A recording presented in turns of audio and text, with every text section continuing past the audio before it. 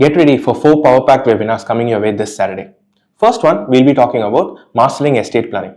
Are you someone who wants to know more about estate planning, drafting a will, as well as ensuring a smooth transfer of wealth? Join us this Saturday at 10 a.m. Second series we'll be talking about is on NFOs. Are you someone who wants to know more about NFOs, what the newest NFO is and how to invest with them? Join us at 11 a.m. to know more about this. Thirdly, we'll be talking about an idea series, lump sum and large cap funds. Why are large cap funds all the catch now? Are you someone who's interested in investing in large cap funds? Join us at 12 p.m. to know more about this. Finally, we'll talk about the US elections, the impact that they're going to have and how it's going to impact the global scenario and your portfolio. Join us at 7:30 p.m. IST to know more on this.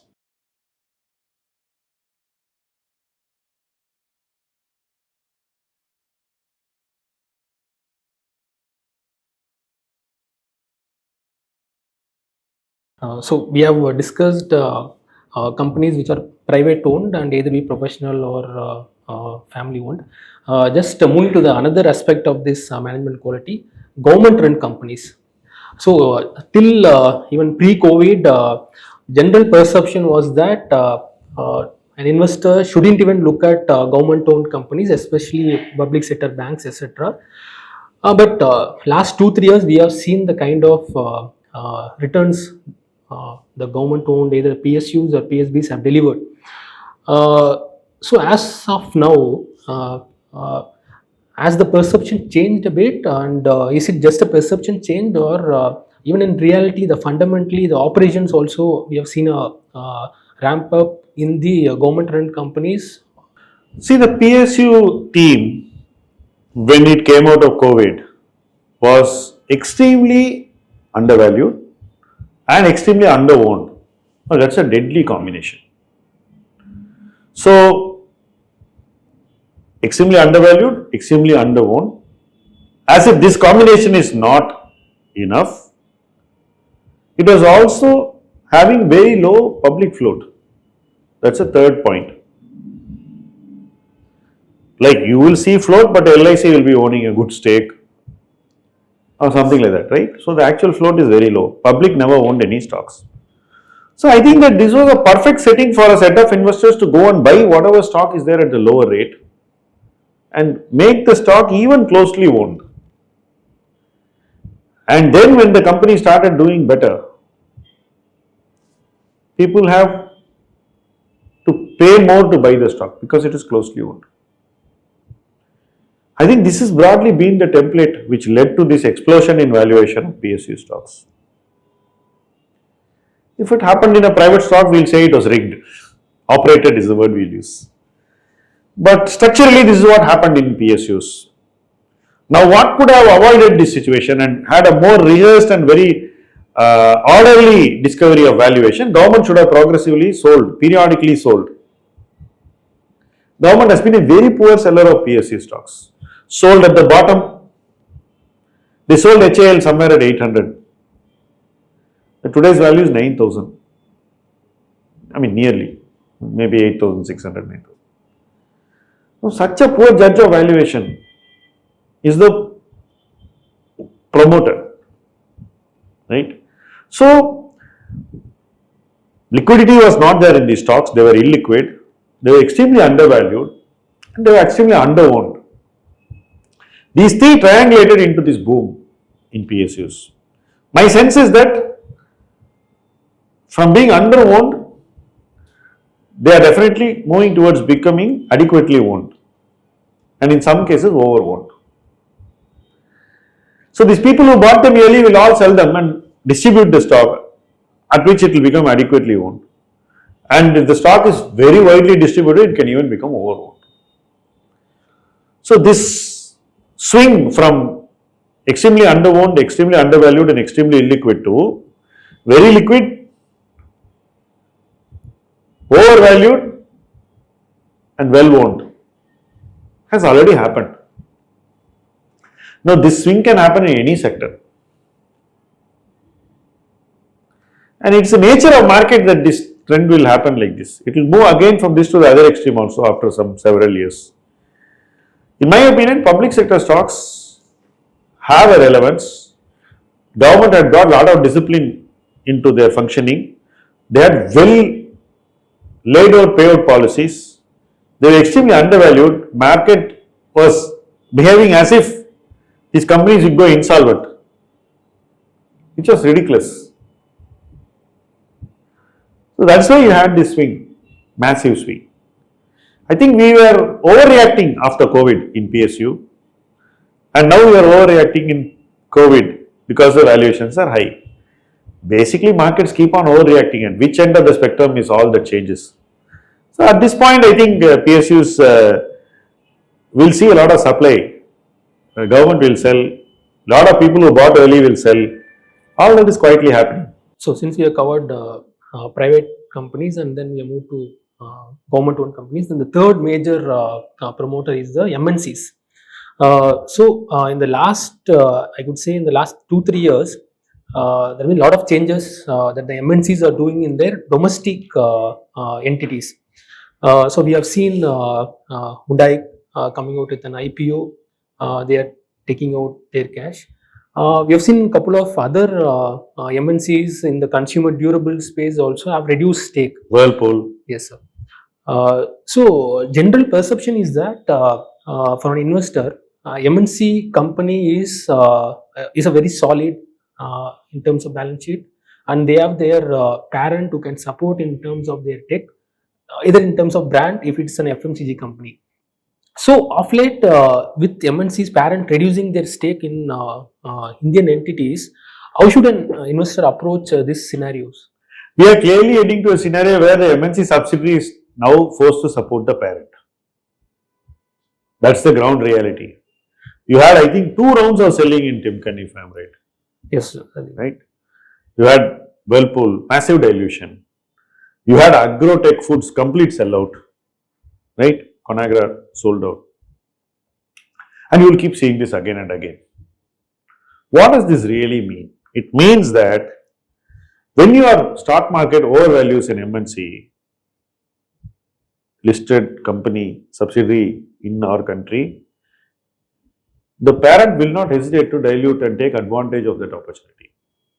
Because the parent knows that at some other point in the economic cycle, when the valuations moderate, it can again come and buy these shares from the market.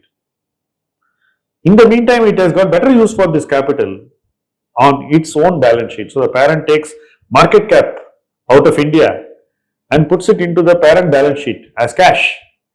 It finds a lot of benefit.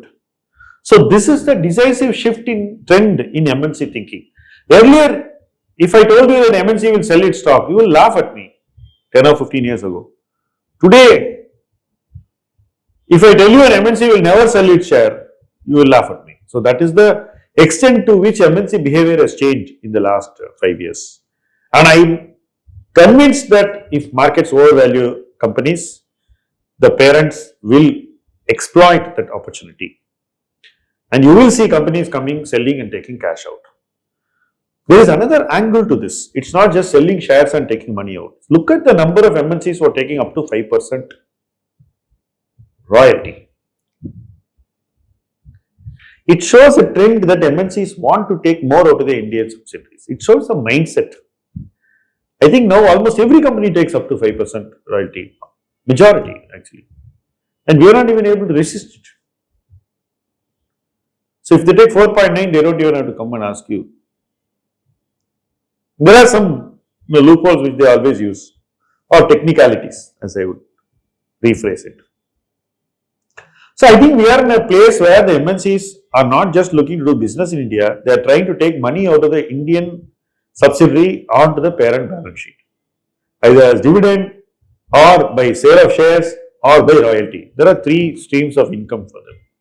And I think an investor must be very, very aware and very, very sorted out in evaluating an MNC's policy on dividend, evaluating its decision to sell shares in the Indian stock market of its Indian subsidiary, and evaluate the royalty policy. Are they really contributing? Suppose they are given some technology which is 20 years old and they are taking 5% royalty today. Or they are given technology 10 years old, it doesn't hold water.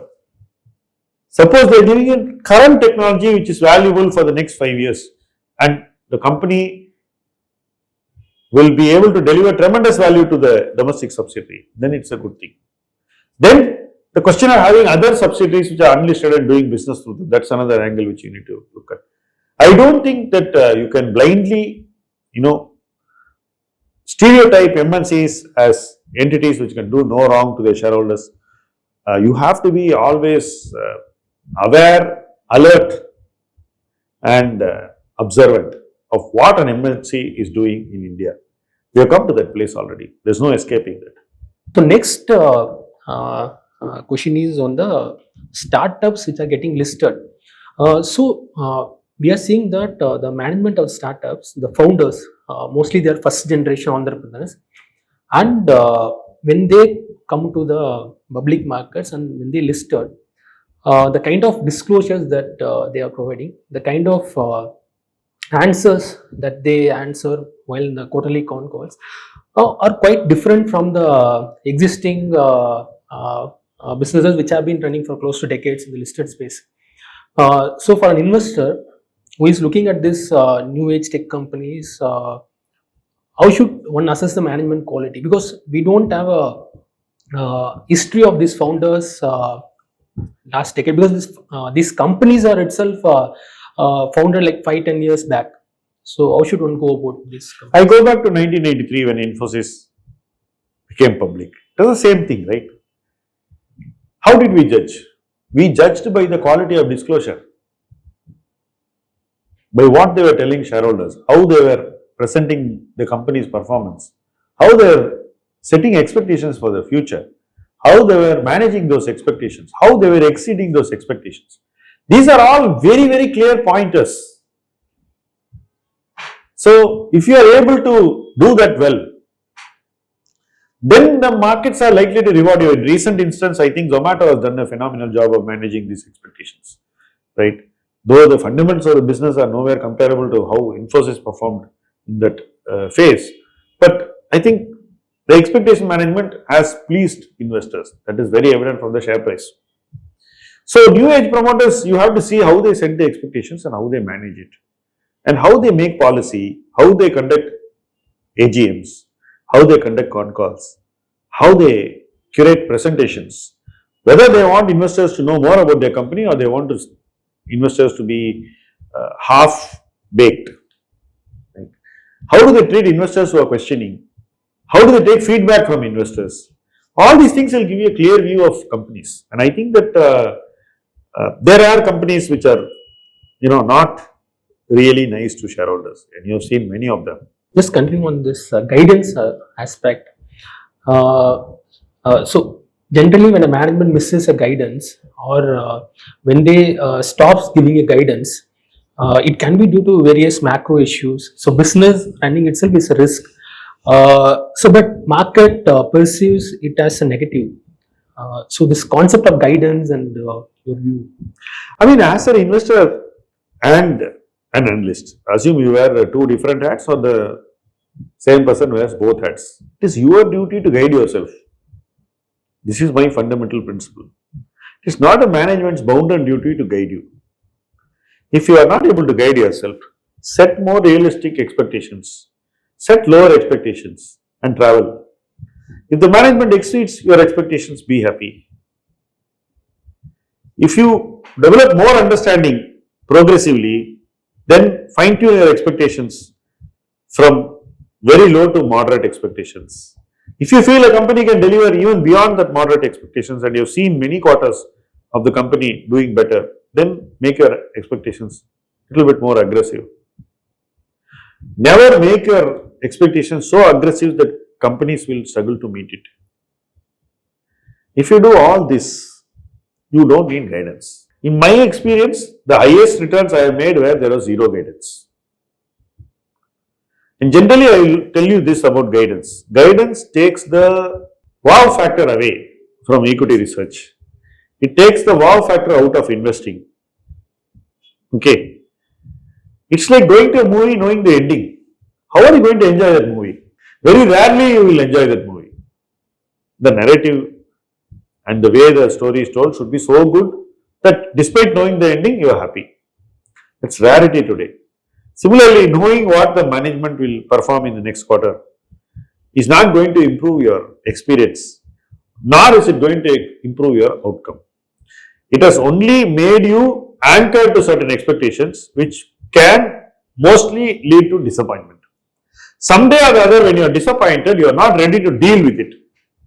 See, the last instance Infosys PE dropped to 14, 16 was because people are not willing to deal with the lack of guidance.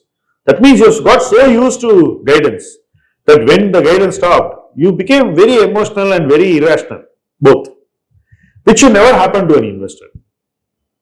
So when the guidance stopped, it was like, who moved my cheese, right? You became like that, and you want the cheese to come back there. I think that the problem is guidance spoils analysts and investors alike. So guidance should condition people to moderate their expectations. The guidance should not accelerate expectations beyond what company can deliver. The guidance itself is a responsibility both to the giver and the receiver. It's not a one-way ticket. That's what I think about guidance, and I never miss guidance. To me, the guidance is no better than a consensus estimate of analysts. Yes. It's no different. If your consensus can go wrong, you are saying that management failed to meet the expectations. It's the same thing as saying that management didn't meet the guidance. So management has stopped saying or guiding because it knows that this will ultimately come back to bite, that you didn't meet the guidance. So they rather let you have your own expectations and then you get disappointed with your own expectations. So this game is being played at different levels. But I think you should take guidance lightly. That has broadly been my attitude or approach or outlook. And I think that I don't miss guidance in companies. And so another aspect which is tracked closely by the market is that promoter buying and selling. There are a couple of funds which track the companies which promoter buy, and then they buy in the same market levels, and they see that over last 5-10 years, whenever the promoter buys, I think the companies tend to outperform over the next 5-10 years. So does this metric valid in the current sense? How to look at it? I won't call it universally valid because people like Anil Ambani bought their shares at different levels and it didn't work. And there have been many promoters who have gone wrong buying their shares. There have been many buybacks which have been done at higher rates and the shares have settled lower. So I know companies which saw buyback at 1,000 rupees which are trading today at 600. Right?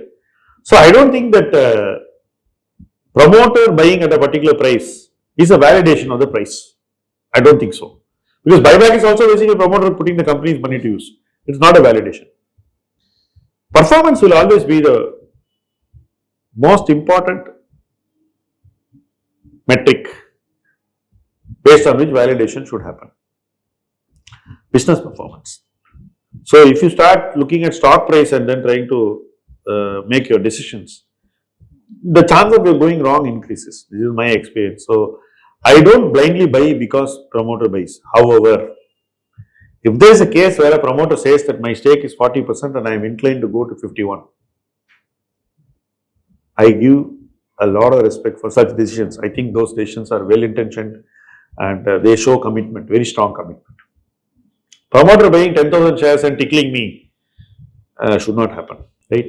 Strategic intent to increase the stake. Some companies go up to 75%, continuously buying. And whenever the market is upset with the company, promoter comes in and buy. That's a good thing.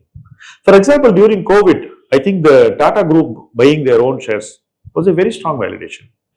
And they bought shares in several companies. Mr. Chandrasekhar himself bought shares personally in many companies at the bottom. I think such things have to be given a lot of respect. Reliance has done so much of buying in their shares. When Reliance didn't move for 8 years, the market cap didn't do anything. Market cap might have moved because of some mergers or acquisitions. What I mean is that the share price didn't move. Okay, so when the share price didn't move, Reliance management bought so many shares. They bought a lot of shares. Should be viewed differently from promoter's wife buying 5,000 shares. Right? You should see it differently. Yeah. So on that lines of promoter buying selling, the concept of rights issue or a preferential allotment where management comes in infuses capital into the company. The capital can go in for a acquisition or a fund existing inorganic capex needs. So does this signal to the market that the company is getting into a next leg of growth? It shows the promoter has confidence in the company. It shows the promoter is committed to something new that the company is doing. So he is funding it. He is not living on his past equity. He is giving current equity, which means that he is highly convinced on what the company is doing presently. It shows that the promoter thinks that putting money in the company is more important than buying a big bungalow in his city, or going and investing in some other real estate, or going and investing in another country. So it's a high commitment that they are making. If it's done at a right valuation, a reasonable valuation, it's a good thing. You also have the opportunity of buying the same shares at the same price, then it's fine. You can buy it from the market, promoter will put it in the company, which is fine. A lot of promoters are doing rights issue also of late. They're doing QIPs, they're doing private placement, they're doing rights issue.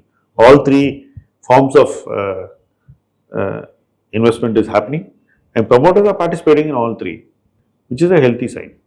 The alignment with minority shareholders. So this question often comes up when the promoters or management does some acquisition which is considered to be building their own perception or building their own group, which is considered opposite to the minority shareholders who focus on ROEs and return metrics, which are of course short term in nature. So this concept of promoters taking long term decision versus minority shareholders interest aligning over a short term. So how should one look at it? See, I think eventually a lot of minority shareholders want every quarter to be good. I think that's the ground reality. A good promoter will not think like that. He will think beyond the next quarter. Now, I think a company can never be run quarter to quarter, especially if you are doing something which has got a gestation, which has got risks that have to be handled sensitively, which has got an opportunity which can eventually delay gratification. If you are in such businesses or if you are entering such businesses, the promoter cannot deliver quarter to quarter. Then cyclicality of the business, another aspect, promoter cannot deliver quarter to quarter. Then if there is an event in the economy or in the industry, the company cannot deliver quarter to quarter. So anyway, it is impossible to meet minority shareholder interest quarter to quarter. If somebody has such a short-term outlook, then their investment itself is a risk they are taking. It is not the promoter's obligation to ensure that risk is protected. Promoter has to protect the business, its long-term interest, its growth needs, its capital needs, and its investment needs. If he is doing that right, he need not worry about how minority shareholders react in a few quarters. So I will tell you an example. There were promoters who used to take long-term decisions using short-term funds, right? They will invest in a project borrowing short-term. There have been companies which did this for years together in capital-intensive businesses, and they repaid the money because they got short-term money at such a low rate. Now, minority shareholder used to always question, you are borrowing in call money market, you are borrowing in overnight market, how can you do this, how can you do capex using this money? All these questions were raised. But the company successfully managed all that. And when these questions were raised, the company's market cap was some few hundred crores. Today it is multiple thousand crores. Even today the company is borrowing and doing capex because it is a capital intensive business, but it is not doing it in short term. It's learnt its lessons. Now, if as a minority shareholder I got very, very upset that they were doing that then I would have never traveled till now, no. Some 20, 30, 40x the company has come since then. And these are all good managements, they know what they are doing. So, a minority shareholder should be able to judge whether the management is capable of handling the situation. And if they need to, can they refinance? Can they make decisions which are capable of protecting the company under any circumstance, then you leave it. Then you don't worry about 1 quarter, 2 quarter. There are many things that don't help, especially this immediate gratification or immediate results being expected out of companies doesn't lead us to a better place, because we always tend to get disappointed, and when we get disappointed we make poor decisions because our judgments are not of the quality that is desirable. So I think that minority shareholders should learn to be patient, think like the promoters, give some room to promoters to make certain judgments, at the same time not blindly accept everything that the promoter says, strike a good balance and be with the right people. That's the most important thing. And if you are with the right people, I am sure that your experience of owning that company's stock will be always positive. Thank you, sir. I think we have covered the entire facet of managements, right from the private companies to the government-owned, and the MNCs, and even the emerging startups. And how should an investor look up these companies when he is analyzing, and how should one go about when the company is undertaking corporate actions? Yeah, thank you, sir. Thank you, Sadil. I think it was very interesting to discuss the questions that you raised, and I really enjoyed it. Thank you so much.